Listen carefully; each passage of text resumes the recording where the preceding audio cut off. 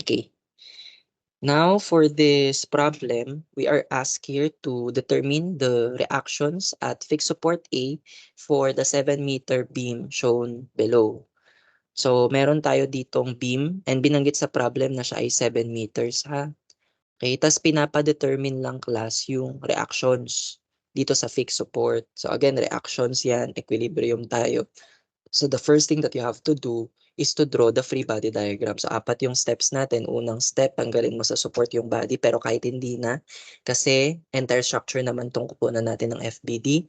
Second na step, ilagay mo yung applied forces. So actually, naka-reflect naman na sa drawing yung mga applied forces. Okay, even yung applied couple na meron tayo. Okay, and then third step, ilagay mo yung support reactions. So yung support reaction natin, since fixed support ito, class ilan ng reaction pag fixed support? Tatlo actually. Diba? Isang horizontal, isang vertical reaction, and then isang moment. So pangalanan mo tong AH, ito naman AV, then yung moment reaction, pangalanan na lang nating M sub A. Okay? So, assignan mo ng direksyon yung mga yan, class. Actually, class, ito palang AH, magzi-zero lang to. No, kasi wala naman tayong iba pang horizontal forces, mapa, applied force man, or iba pang horizontal na reaction. So, dalawa lang talaga yung magkakaroon ng reaction dito, yung vertical tsaka yung moment reaction. Doon sa vertical reaction niya, class, i-ano mo, inspect mo. No? So, more likely naman ito, class, ay pataas.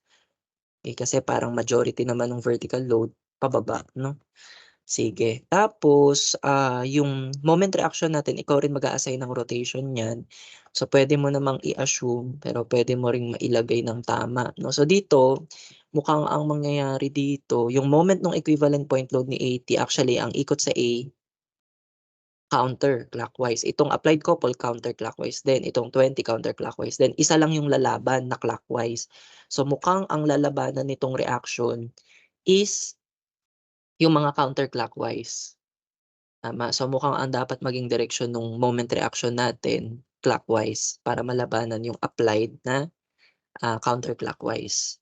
Okay? So yun naman ang concept ng reaction ha. Ang reaction opposite siya nung ina-apply na action. Okay?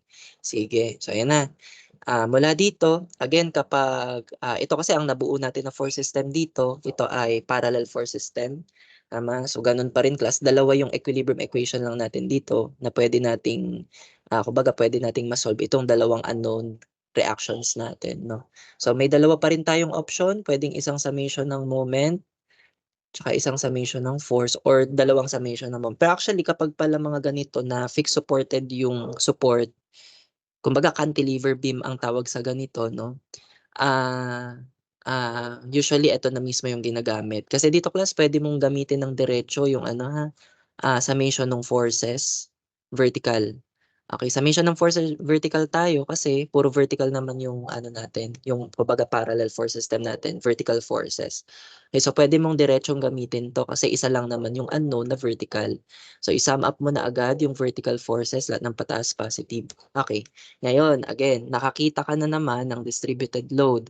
So ano bang ginagawa natin sa distributed load? Una, okay, dalawa yung kailangan mong gawin ha. Una, kunin yung magnitude ng equivalent point load niya by getting the area ng triangle. Ano area ng triangle natin? 1/2 base times height. So 1/2 times 80 times 3.5. Okay, so ilan yan? 1/2. So 40 times 3.5 and 140. So ito ngayon ay 140 kilonewton. Okay? Tas another thing na kailangan mong alamin yung distance niya. So ito, ano bang magandang distance? Siguro ano na lang, ito na lang kunin natin. Tas mamaya kung magmo-moment man tayo, isusubtract na lang natin mula dun sa total to. Ito na lang yung kunin natin na distance. So mula dito sa mas maikling side to, 'di ba? So itong side sa kabila mas mahaba. Tama. So dito sa mas maikli kunin natin, ito ay L over 3. 3.5 over 3. Again, dun sa mas mahaba naman, 2L over 3 siya ha. 2L over 3. Pero, sige, ito na lang gagamitin natin mamaya yung 3.5 over 3, L over 3. Okay? Sige. So, aside dyan, may iba pa ba tayong kailangan gawin? O, sige, okay na. Sige. Ano na tayo, proceed na tayo sa pagsasum up ng mga forces vertical natin. So, yung 140 pababa. So, negative 140. Yun namang 30 pataas. So, plus 30. yung 20 pababa, so minus 20. And then yung AV na reaction natin, of course, di mo kakalimutan yan, di ba? So pataas, so AV. Ayan, wala naman ng iba pang madadagdag na vertical forces, no? So simpleng-simple lang ito, class. Yung AV natin will just be negative 140 plus 30 minus 20. Okay? Ayan, pwede mo may calculate. I-calculate mo, pakita mo sa calculator. Ayan. Negative 140 plus 30 minus 20 plus yung unknown. Oh, shinip solve pa talaga yun. No? Sige, just to make sure. Wow. Sige, ship solve. Ayan, 130. So, ang AB natin ay 130 kilonewton. It makes sense kasi dapat yung vertical reaction equal lang siya dun sa total applied na vertical forces. Tama. Ayan. Yan na yung unang natin, reaction. So may another reaction pa tayo dito kay fixed support. Yan yung moment reaction. Okay. So kapag ganito naman, class, dito na rin mismo tayo nagmo-moment sa fixed support. So yun yung another equilibrium equation natin. Mag-summation tayo ng moment sa point A. Okay. So nandyan mismo yung fixed support natin. No? Okay. Sige, so imo-moment natin yung mga forces natin about 0.8. So ngayon, dito klase, take note, ito palang applied couple natin na ito, 'di ba? Gaya ng ginagawa natin parate, kapag nakita ka ng applied couple, applied moment, yun ay nasasama lang sa summation ng moment. And then, ito pala ha, class, yung moment reaction natin na MA, para lang din siyang yung ginagawa sa applied couple na ini-include lang din natin sa summation ng moment. Okay, moment din 'yan, eh, yung moment reaction at A na M sub A. Okay, so parang gano'n lang. Unahin na natin 'yan, yung moment reaction at A. So ang ikot na inano natin dito, in-assume clockwise. So positive M sub A siya dito. Sama mo lang siya sa summation ng moment. So positive siya kasi clockwise. And then yung 20 kilonewton plus ano yung moment arm ni 20 kilonewton? Ang moment arm niya is yung 0.75. Tas ang ikot niya counter. Counter 'no, sa negative.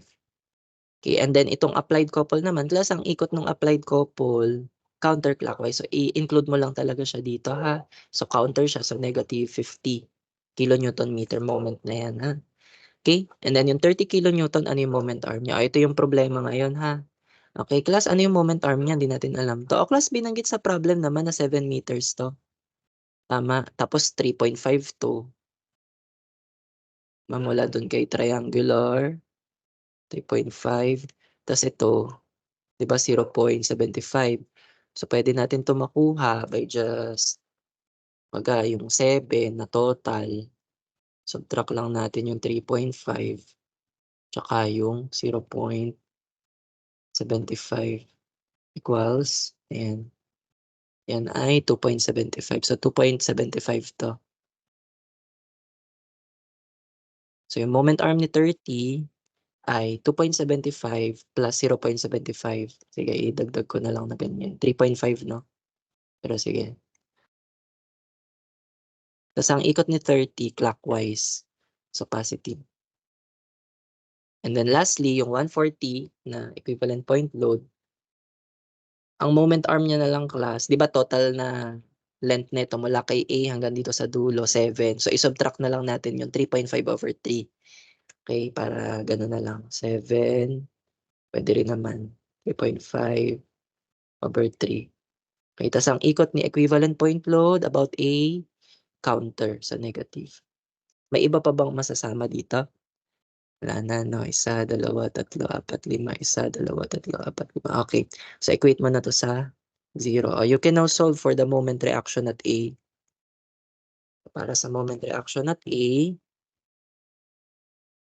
okay, pindot lang natin moment minus 20 times 0.75. Okay, minus 50.